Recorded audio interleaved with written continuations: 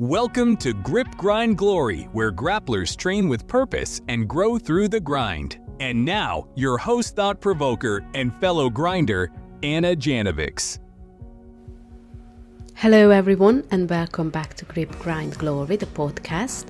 This is episode 20, and today's episode is going to be an interview. My guest today is someone who's lived and breathed judo for a lifetime. Lisa Lydon grew up in a judo family, earned her fourth dan just recently, coached generations of players, and has seen the sport transform from the strict disciplined dojos of the past to the more open, modern era we know today. We talk about what's changed and what shouldn't have, about resilience, humility, and why judo still has the power to rebuild who we are. So whether you're coming back to judo starting late or just need a reminder of why it's worth showing up again, this one's for you. Let's get into it. Judo in the past and future with Lisa Lydon. Hi Lisa, and thank you for being on the podcast with us. To start with, do you want to tell us a little bit about your judo journey? I know your whole family, you basically come from a judo family. What does it mean? Okay, so from the judo family point of view, I remember I was only 9 years old and my dad said he was going to take us to judo. My brother was 2 years younger, 7, and I was really excited. And then he said, I don't think you should come with us because there might not be any girls. I was really upset that he didn't take me the first week. And then the second time he said, there was a little girl there, so I'll take you next time. So that was the beginning of a journey that started in Birmingham at a club in the city centre. Extremely strict club with karate and aikido in there as well. So our foundation was in a very strict judo etiquette environment. And as we grew and developed and got better at judo, we started to explore different clubs around the Midlands. Started in Aldridge and then we moved to Wolverhampton. So we spent some of our competitive years as juniors at Wolverhampton with sort of Mac Abbott's and Dave, and there was a lot of really good players there, so I was very fortunate to experience training with the likes of Kenneth Brown and Denzine White, Elvis Gordon. They were all really successful judoka, and I had the privilege to train with them at that time, and you learn a lot as a girl, as the only girl, or one of the few. You have to toughen up. Yeah. I was a bit of a tomboy, so it didn't matter to me that we were rolling around and fighting. I thoroughly enjoyed it. It went from being a couple of times a week to 3-4 times a week. Competitions at weekends. Really, mum and dad taking us everywhere. And as a kid, you don't understand the effort, the time, the money that they're putting into it until the cycle repeats and you become the parent and your child starts doing it. So my brother continued to do it, did extremely well. He is now a 6th dan. And he fought all the way to get his 5th dan. I have just recently been awarded my 4th dan, so I'm pretty sure that's probably as far as I'll go, but I'm more than happy with the 4th dan. It's a privilege to have it, and you never stop learning, basically. But judo is in our blood. My brother's daughter is also just recently become a 1st dan. My daughter is a 1st Q and has done her level 1 coaching. She did do a little bit of competitive judo for a while, and I was patiently in the corner coaching her and feeling the pain and the joy when she wins. So I love it. It's great fitness, it's great fun. Socially, we have ventured to different places around the world and taking kids with us to have that experience of fighting places like Alkmaar in Holland, Stuttgart in Germany. We've been to Ireland watching players, supporting them from a coaching perspective. So it's really good. You see new experiences, you meet new people, and it's a big family, because even if you have a spell away, you come back and you've familiar faces. It's like you've never stepped off the mat. So I would thoroughly recommend it. I just wish we had more ladies that would put a toe in the water. It's not that scary. It's a really good discipline. It's the respectful nature of it. And it's an hour when the kids are not attached to something electronic, which has to be a good thing these days. So I would be advocating for anyone trying it, giving it a go. Because you've been through really the way you've been doing judo is through competitions and grading and different belts. And what we do at Grip Grind Glory is that we advocate for people who are in it for the lifestyle, the mentality. And what we say is that it doesn't matter whether you want to grade or you don't, you don't even have to compete ever. Judo is judo for the sake of it, and it doesn't have to be anything competitive or anything scary. Have you ever, because obviously the competition and everything for you, it was, when it all started, it was over 40 years ago. Do you now perceive judo in a different way, or would you say that a competition and grading are an absolute must if you really want to experience this sport? I don't think it's a must. I do think that from a coaching perspective, it's difficult to understand what it feels like if you're coaching a competitor, if you've never been a competitor personally, because I don't think anything prepares you for fighting other than fighting. Yeah. That said, we have to recognise that people are all different. They don't want the same things. And you can equally have a pathway where technically you can get to the black belt without ever having to fight. I mean, over the years, things changed. I mean, as a child, we fought even for our lower belts. Every belt we had was a little lineup and fighting and technical, and that changed over time.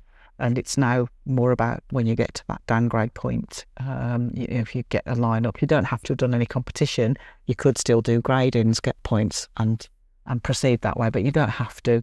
It's not necessary, and other people are really into the kata side of judo, which is becoming more prevalent now with the downgrading changing, and that's much more etiquette and understanding the technical movements and all of the names. You don't have to fight, no one has to get hurt, so it just depends on your own personal aspirations. If you just want to come, have fun, maybe get a bit fitter, see new places.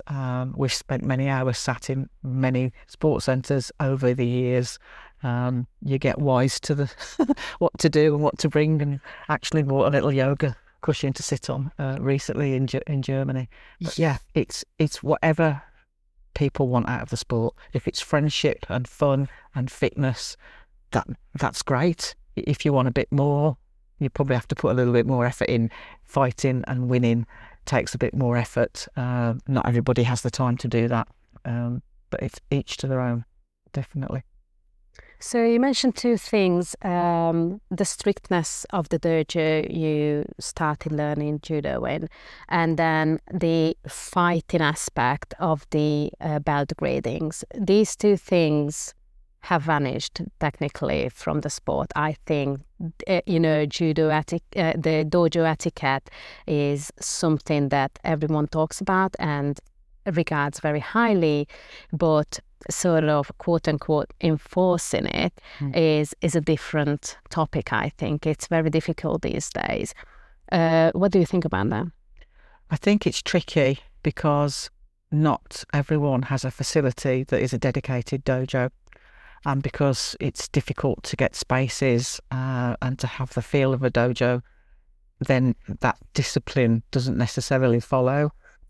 You're lucky if you've got a permanently dojo with the mat there, because then, as you have here, you've got all the Jigoro Kano posters and the syllabus on the wall, and it feels like a dojo. It feels like you should be raying as you come through the door, but the etiquette around, you shouldn't leave the mat without your zoris on. You should be bowing when you're coming onto the mat.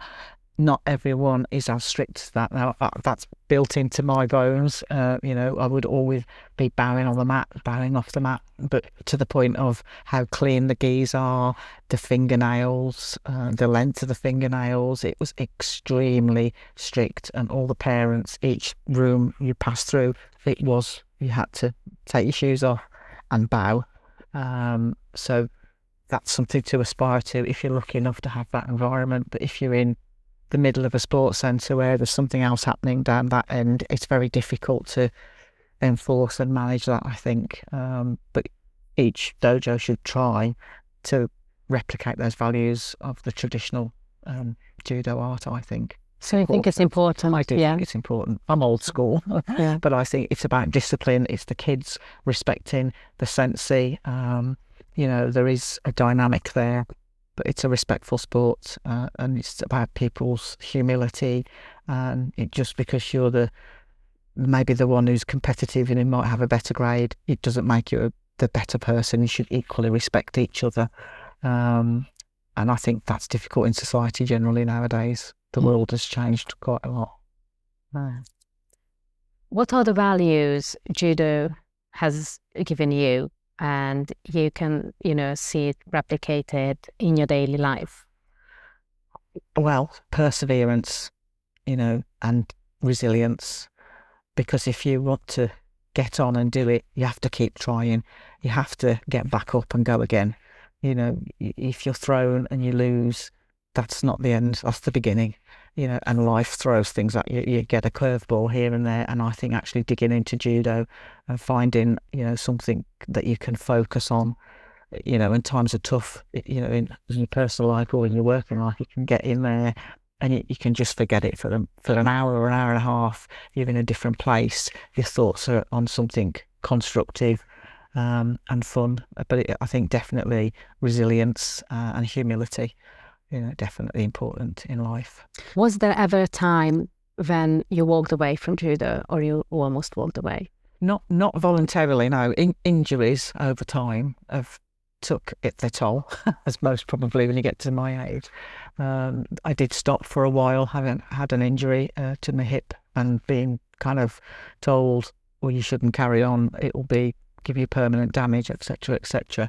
I took that on board, and as a youngster, I believed it, and so I took a step back from judo and got on with my life. But oh my God, it was a hell of a gap to fill. I used to do 4 or 5 times a week judo, and then suddenly what was I doing with my time? It was really difficult to fill that gap. Tried other things, badminton and swimming, but nothing filled the gap that judo left behind. So I did return to the sport and pick up where I left up pretty much. It was a bit like riding a bike. Did it hurt the first time I got thrown again after a few years out? Yeah, it did. I forgot about how keen that can come on the mat, but you get back to, your body gets back to being thrown and you get used to it. And actually the muscle memory stays with you. What you lose is the fitness and the speed and the agility that you had when you were younger. But yeah. What made you return? It was at a point my daughter was having a little bit of grief at school, and I just thought, I wonder if, not wanting to impose something I loved on her, but I wonder if she might like it. So we went on along to one of the local clubs, and I sat and watched and was absolutely twitching in my chair thinking, I've missed this. I've really missed this. And so within a matter of weeks, I was dusted off the judo suit and back on the mat and back on the trail I went on to get my black belt and then my level 1 and 2 coaching, and back in my blood again now. Love it. There's no substitute for judo, in my view. You obviously you've seen now generations come through. What's more rewarding, your own progress or seeing them progressing? I think now it's about watching others flourish. If I've sort of done my time, so to speak, you miss it when you stop fighting, but I've done my time. But seeing someone else step on a mat and it comes together and that throw connects and they get that win, the smile on the face, it's just perfect. It's perfection. It's lovely. Whether it's your own child or whether it's a little lad or a girl that you've been coaching in the club, it's just absolutely lovely because the joy is on the face when it all works. It's lovely. So that's definitely rewarding. And it's also nice to give something back because, when you had a lot of time and effort from your coaches as a child, it's nice to give a little bit of that back in and spend some time, coaching others, and you can spot little things that help them on the way. Better now because everyone videos everything. We didn't have all this flashy technology when we were kids. It was the odd photograph, but nothing like today. So you can spend time looking and showing the children what you've done and how you can, correct it. It's quite beneficial, that. There is, yeah. How do you think the community side of judo changed since you first started? I mean, on a national level. I think on a national level, I still don't feel that judo gets much publicity. You might get a bit of a buzz when the Olympics is bouncing around and there's a bit of interest, and we might get some coverage on the TV, but it's never up there in the top 10, is it? It is quite frustrating that compared to other European countries, it's not in the curriculum at school, and yet it would bring so much value to children. I think they don't have to fight, they don't have to win, but just that comradeship from judo, the fitness, the movement, the fun. I think it would be a brilliant addition to have in schools. It's always football and hockey and all that kind of stuff, but judo, I think the core discipline of judo would be brilliant to have, and it's not in schools. It's a shame. But it's never been, has it? No, it's never been. And yet if you look around, if you looked at Japan, I bet it's everywhere. Yeah, well, Japan is different, I think. Is. But even, as you say, just looking at Europe and other countries, judo is a lot bigger. It's a shame. I think everywhere else. It brings a lot of value, but there's got to be an appetite to do it. I don't think there is at the moment, which is a shame. Why do you think there is? I don't know. I suppose it comes down to funding and the curriculum, and there'd have to be quite some weight behind it to change curriculums in schools. That's a massive ask, really. But even if we can get into little communities and get little hubs of judo clubs that get an outlet for children, because as well they are sitting down with technology a lot more. People in cars, they don't get much exercise. We didn't have that when we were growing up. You walked to school and etc. So it's all changed, really. Yeah. If someone asks you what judo has taught you about life, what's the first thing that comes to mind? Oh, it's never constant. Life changes, everything changes, and you have to adapt. And I think judo teaches you adapt. Yeah. You try that, it don't work. So don't keep trying it. If it doesn't work, change it and do something different. And I think that principle applies to life. If you don't change what you're doing, you're not going to get a different result. Same applies on the judo mat. If you keep doing that same thing and nothing happens and you don't change it, you won't get a different result. So that principle applies to life. And when the tough, when it gets tough, you got to stay with it. And bounce back. Get back up and go again, and life is like that. If we just let life crush us, we'd never do anything. We have to take it on the chin and look for the light in the, what's the phrase? I've lost the phrase now, but every cloud has a silver lining. So one door shuts, another one opens, and it's that kind of thing, isn't it? You just look for a different route, and that's a bit like judo. Different route, that hasn't worked.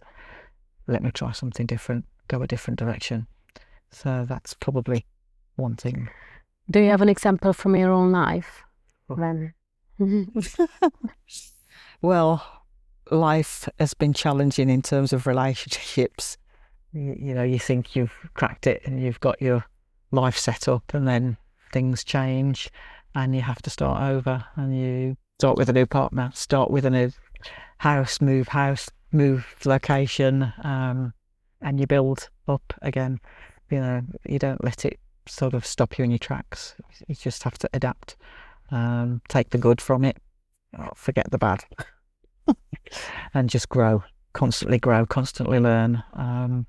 That's probably the thing to take into life. Don't give up. There's always something different coming, a new opportunity. And my mum was a big advocate of que sera, sera. If something happens, there's always a reason. If it's meant to be, it's meant to be. So I kind of take that philosophy with me as well. If that makes sense. Yeah.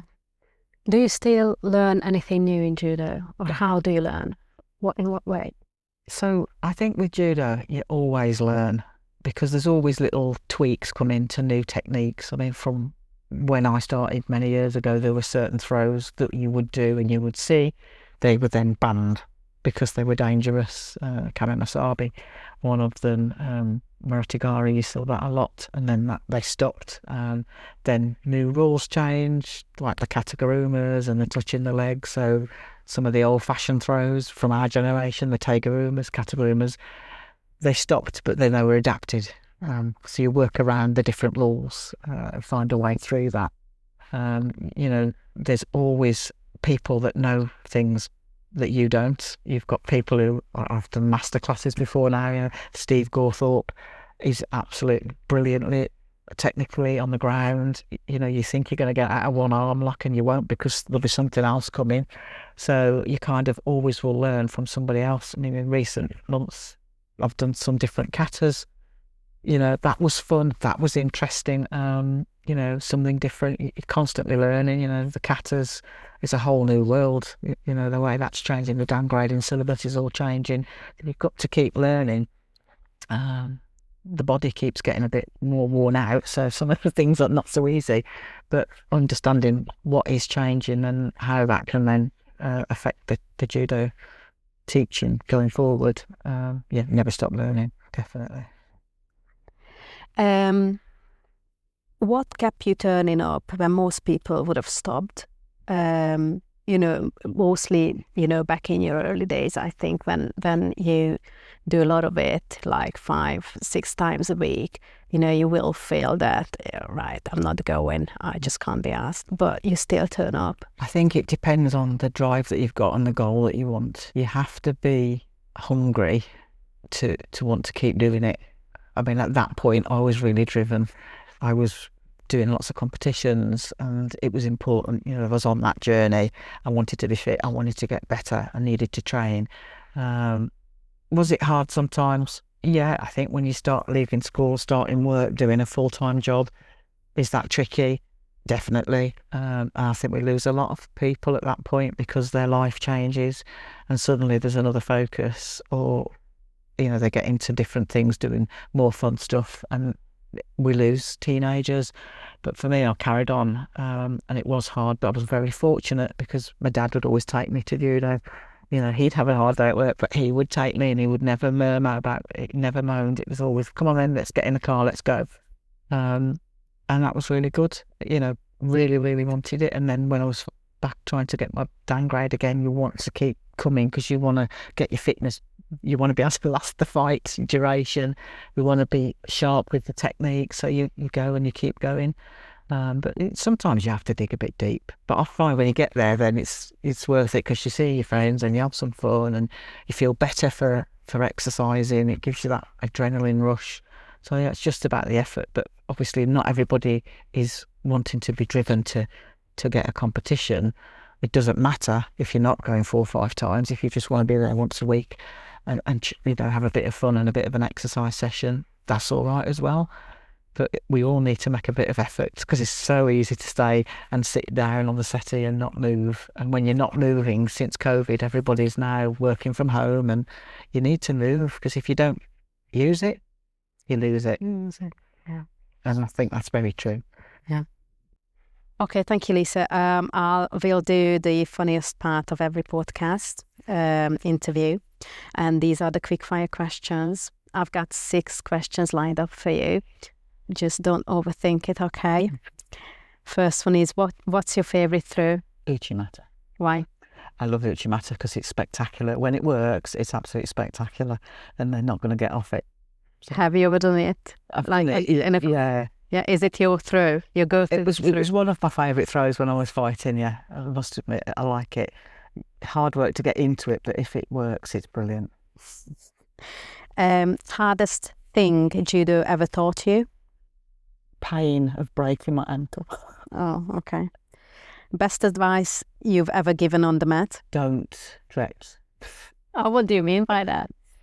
What you see often is people desperately trying to execute a throw, but they're so far away and they're stretching, so they're putting themselves at risk of being put on their own back, basically. So I will often say, don't stretch. Yeah. What keeps you coming back after all these years? I just think it's the pleasure of seeing people. It's the joy of seeing progression with the youngsters when they get things. It's good fun. I enjoy having a bit of a workout as well. One word that sums up judo for you today. One word. Discipline. And that's a wrap for us. Lisa, thank you. Thanks for being on the podcast. It's been a real pleasure. Thanks for being my amazing coach, always motivating me. And yeah, thanks for being part of this journey. You're welcome. I'm enjoying it.